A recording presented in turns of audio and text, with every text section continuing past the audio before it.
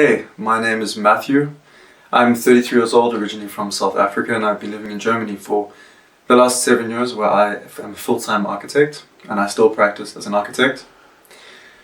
So my encephalitis journey started in the beginning of 2019, and like most people, it was sudden and completely unexpected. So I was at that time mid-deadline, lots of hand-ins, my work-life balance was a mess, I wasn't really sleeping. And so when the headache started, I just assumed it was a stress headache and that I potentially was dehydrated. So I drank some water, took some paracetamol and handed in my work. The next day, the headache was a lot worse, and eventually I had a blind spot on my left field of vision, and that for me was a big trigger. So I went to the hospital and I explained everything, and they said to me, look, it's migraine, wait to be seen. So after about 9 hours, I eventually was seen by someone. The CT scan picked up thrombosis, and they said to me that it was normal thickening and that I could go home. And they gave me some ibuprofen. But you know instinctively when something's not right. We're in tune with our bodies, it's a natural thing. So come back on Monday if you still have a headache. So on the Monday, my headache was horrific. I couldn't feel my left hand, I was struggling to swallow, and my short-term memory was an absolute mess. So I went to my GP, who picked up the necessity for me to go to the hospital, and I went. Another 9 hours waiting there, and eventually they were like, listen, we don't have a place for you to stay. Maybe you could go home and we'll call you when there's a bed available. And I just burst out crying, and I was like, I'm not leaving. I will sleep on the passage if I have to.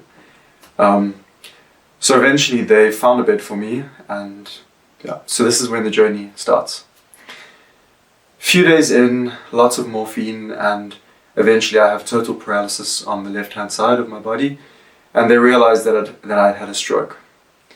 So up to this point, I was hallucinating, I was delusional, couldn't sit up, my balance was a mess, I had an infection on my tongue, I struggled to use my tongue, I was angry, and I was convinced the guy in the room next to me was Michael Schumacher. I've never met him, but I was convinced, and I was terrified. And I remember writing to my family, and I said to them, I need to die, like I can't do this anymore. That was quite hard to read later on, that I really had given up. Eventually they found out that the cause of my stroke was herpes simplex viral encephalitis, and this is something that could be cured, essentially. So then they shipped me off to the rehab, which was great. It was really nice to be around people who had been through something similar, of all age groups, which was quite surprising for me. And there I started to sort of understand how severe my sickness was.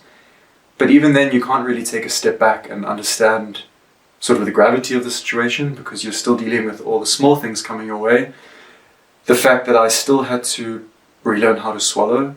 I struggled to walk.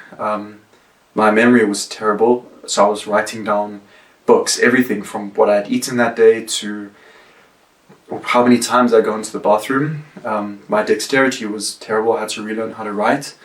And as an architect, that is terrifying. That's your livelihood.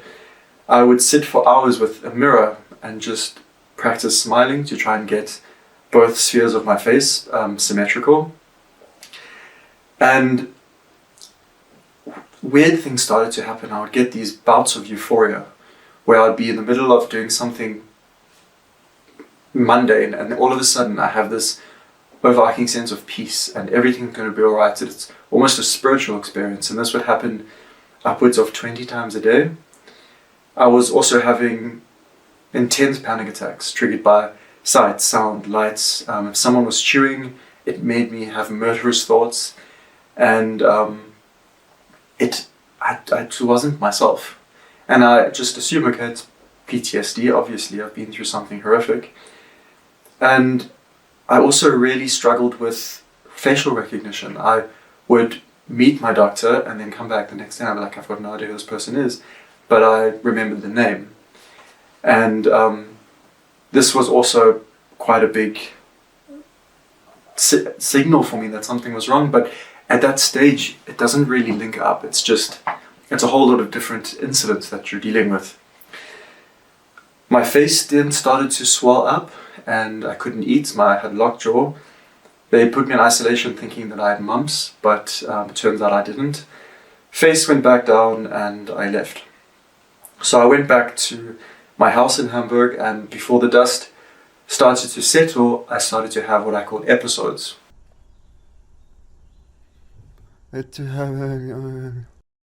So initially they were quite light, I just couldn't speak. It felt like my tongue was disconnected from my brain.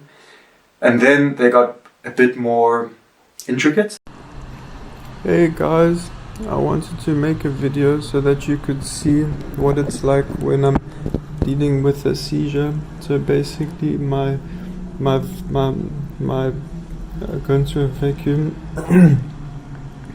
and then everything becomes very quiet and I can't really understand what's going on, and my ears go so it's like there's water in my ears, and my body becomes very loud, and I can hear my heart and I can hear my heartbeat in my ears. It's so strange.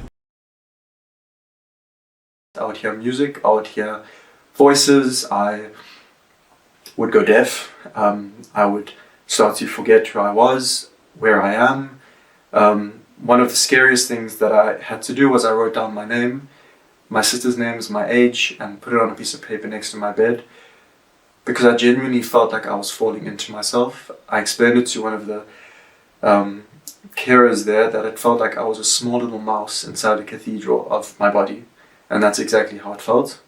So anyway, I go back to UKI, the hospital I was in, and I had a full-on seizure the moment I arrived, so they realized that this was quite intense, and they did all the tests necessary, and we picked up quite quickly that I had auto NMDAR receptor encephalitis, and terrified, but so happy that we had found the cause of this, the cause of what was making me feel like I was going crazy. I phoned my mom crying, and you forget entire days. You can do something and then you don't know if you did that in the morning, last week, last year. I had absolutely no understanding of myself within a time frame. And that for me was terrifying, because who are you if you've got no memory, or if you don't know what you've done?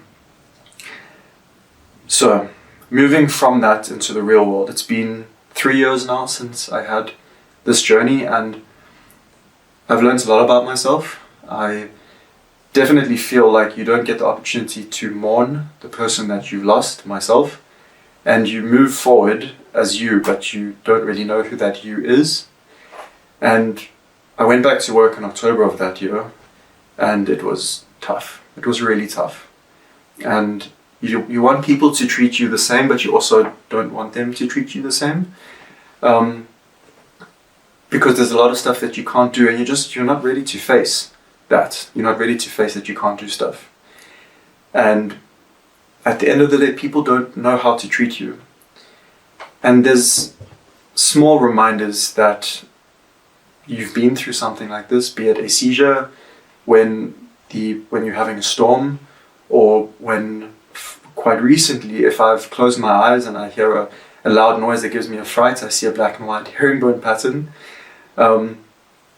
There were moments right in the beginning when I was at IKEA checking out, and I just didn't remember my PIN codes. I didn't remember how to use a credit card. I didn't remember how to use the checkout machine, and I just burst out crying in the middle of IKEA. And with invisible sicknesses, it's tough, because people don't see that you're breaking inside. They don't see that you are falling apart. They just see someone who looks like they're fit and healthy and well-dressed, and they're grunting behind you because they need to get back to their lives, and they don't know what you've been through. And I think that's something encephalitis survivors need to quickly understand, is that people don't understand what you've gone through. No one does. And I don't even understand what you've gone through in the same way that you don't understand what I've gone through. And encephalitis is a very lonely disease, and you can be surrounded by neurologists and friends and family, but at the end of the day you are alone in your big brain. And when things start to short circuit or things don't connect, no one can help you but yourself. And I think you just need to be kind to yourself and know that you didn't choose this. There's nothing you did to deserve this, nothing you could have changed. And I think the moment we let go and realize that we aren't in control of our lives, the better, because then when things do change, we can adapt to it quicker. So I think in closing, my hope is that we can really just accept that this is the journey that we're on. And it's a beautiful journey, because our brains are magic. Thank you.